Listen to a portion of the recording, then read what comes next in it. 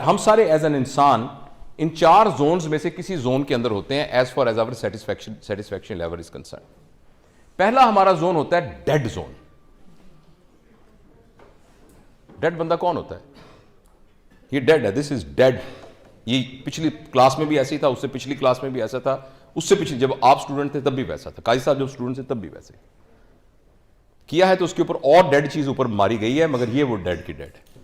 some of us are actually dead people. They not want to change, don't want to change. बस खत्म।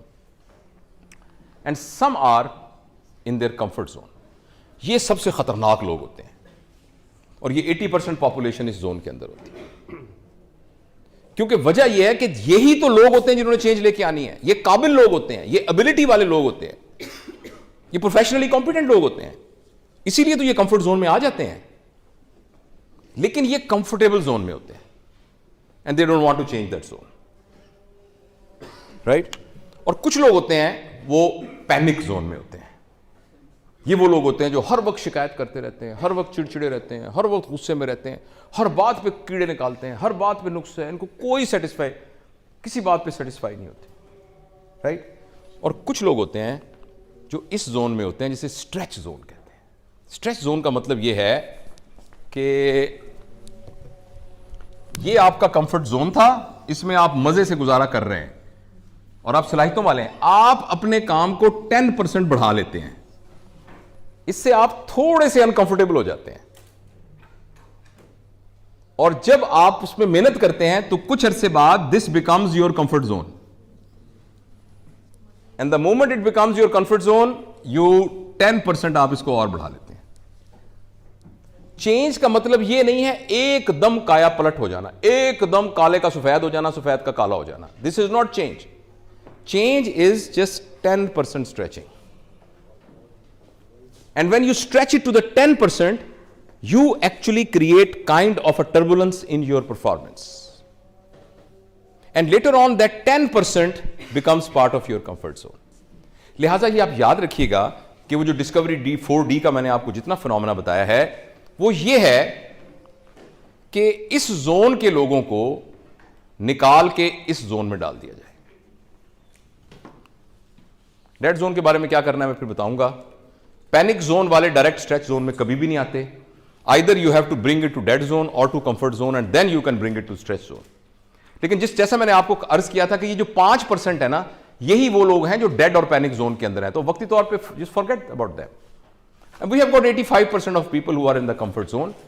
इनको हमने stretch करना है। लिहाजा जब आप एक नई जगह पर आते हैं तो ऐसा नहीं है कि अगले दिन वो कहें कि क्या मुसीबत आ गई है हमारे सर, ये कैसा अफसर आ गया हमारा, क्या मुसीबत आ गई है। रादर वो सारे के सारे कहें यार अब थोड़ा सा मुझे काम ज्यादा करना पड़ रहा है। But without disturbing their comfort zone you actually make it a stretch zone and then they will buy in that change. इसीलिए मैं अपने तमाम दोस्तों को कहता हूं किसी को ट्रांसफर भी करना है ना, एक पीएन को भी आपने ट्रांसफर करना है तो उसको पहले बुलाएं। उन्हें कहा आपका कल हम ट्रांसफर करने लगे हैं, उसकी ये वजह है, उसकी ये वजह है, उसकी ये वजह है, उसकी ये वजह है। सिर्फ एक एग्जेक्टिव ऑर्डर के नोटिस लगा के फलां का टर्मिनेट, फलां की ड्यूटी फलां फलाना, you put them in their panic zone and they will not perform. Whatever you have to execute, you have to talk to them and convince them. और हो सकता है वो आपको कन्विंस कर लें, हो सकता है जो आप कर रहे हो वो गलत कर रहे हो। तो इस तरीके से आप उसको करते हैं और ये उसका तरीकेकार है। ये सॉरी थोड़ा mathematics. There are two things which a leader does. Provides a support and provides a challenge. If you provide a very low support and very low challenge, यानी आप उसको पूछते भी नहीं है, उसे काम भी नहीं लेते, उसको कहते भी कोई काम नहीं है और साथ उसको सपोर्ट भी नहीं करते, तो वो बंदा ऐसे हो जाएगा, बिल्कुल डेड जोन में चला जाएगा। और अगर आप चैलेंज उसको ठीक ठाक दे देते हैं लेकिन सपोर्ट नहीं प्रोवाइड करते, यानी तुमने ये भी काम करना है, ये वाली ड्यूटी भी देनी है, ये भी ड्यूटी देनी है, ये मुझे नहीं पता रात के 12 बज जाए, ये रिपोर्ट तैयार करनी है, ये जमा करवानी है, फलाना ये करना है, 15 मरीज देख के जाना है, ओपीडी जब तक खत्म ना हो तो जाना नहीं है, ऑपरेशन लिस्ट में सुबह सामान भी मेरा लेके आना है, सब कुछ करना है। तो you are providing him a good big challenge but you are not giving a support. As a result there will be lack of confidence and withdrawal and paralysis. जिसको जो ही मौका मिलेगा वो भाग जाएगा।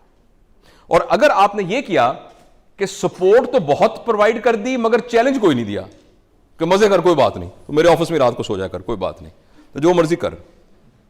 लेकिन चैलेंज बिल्कुल कुछ नहीं दिया। तो वो कहेगा मुझे सर की वार्ड से ना ट्रांसफर करे, मैंने इधर ही रहना है बस, मुझे क्यूएमसी से सिविल अस्पताल ना भेजना खुदा के लिए मैं सिविल अस्पताल जाया तो मेरा इंतकाल हो जाएगा, मैंने नहीं जाना देखिए मेरा भी हक बनता है मैं यहां से वो काम करूं, राइट। लेकिन आइडियल सिचुएशन ये है कि आप उसको जबरदस्त चैलेंज दें और जबरदस्त सपोर्ट प्रोवाइड करें, ये ग्रोथ होगी। और अगर आप इसको पिछली स्लाइड के साथ मुंतबिक करें, वो ये है कि keep the people in their stretch zone but neither on their dead zone nor in their panic zone. और उसको पिछली स्लाइड से आप मुंतबिक करें, also keep on thinking about their philosophical level.